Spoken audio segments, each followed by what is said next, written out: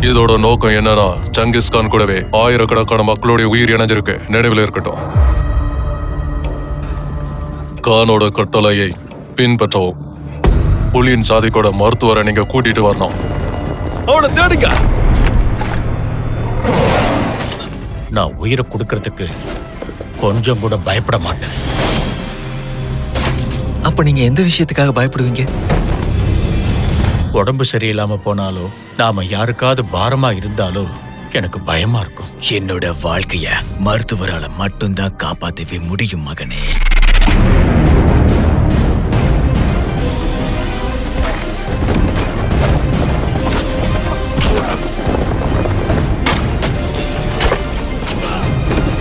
உன்னுடைய கொடியை திருப்பிக் கொட. உன்னுடைய வாழ்க்கையை நீயே முடித்துக்கொள்.